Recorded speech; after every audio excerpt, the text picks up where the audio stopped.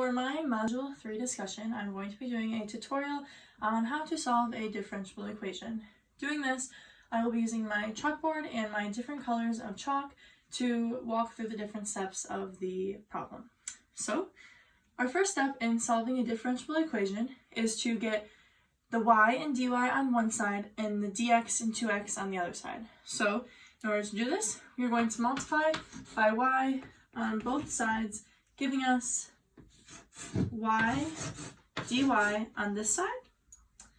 And then next, we are going to be multiplying by dx on both sides, giving us 2x dx on this side.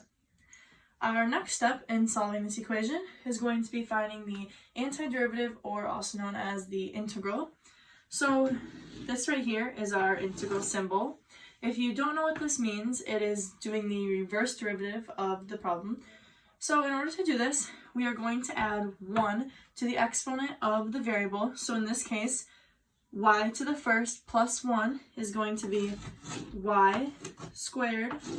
And then you're going to divide by your new exponent, so divided by 2. On this side, we are going to do the same thing. However, I'm going to write it off to the side here first, as we are going to get 2x, add 1 to our exponent, so 2x squared, divided by our new exponent, which is 2, which helpfully divides out our 2's, leaving us with only x squared. So I'm going to write in x squared, and then also plus c.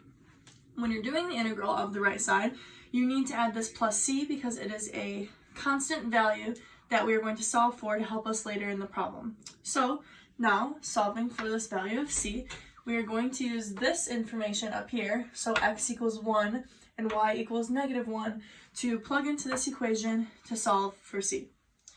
So, to do this, I'm going to plug in my -1 squared over 2 equals +1 squared plus c. This ends up giving me -1 squared is 1 over 2 equals 1 squared is 1 plus c. Our next step here is going to be subtracting by 1 on each side, giving me a value of c as c equals -1/2. Now, to save room, I'm going to get rid of this work down here so that we may solve the rest of the equation. So, we are going to write in our new value of c as -1/2. This is our new equation that we are solving now. Our next step is to multiply by 2 on both sides so that we can get y all by itself on this side. So times 2 and times 2. Over here, these divide out, leaving us with y squared equals 2 times x squared is 2x squared minus 2 times 1/2 is 1. So, almost done here. We are going to take the square root of both sides to get rid of this exponent over here. So we're going to square root, giving us y equals the square root of 2x squared minus 1. However, since we did the square root, we are not completely done because we do need to double check our answer.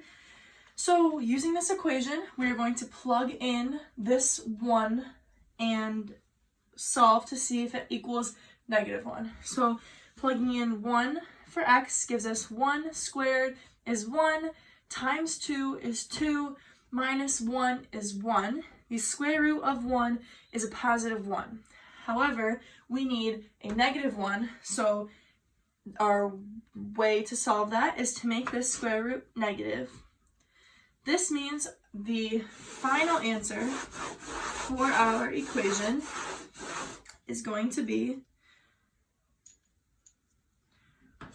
y equals the negative square root of 2x squared minus 1. And just one more time to double check our answer, we're going to plug in 1 for x. 1 squared is 1, times 2 is 2, minus 1 is 1. The square root of 1 is 1, times a negative gives us -1, just as it says in our original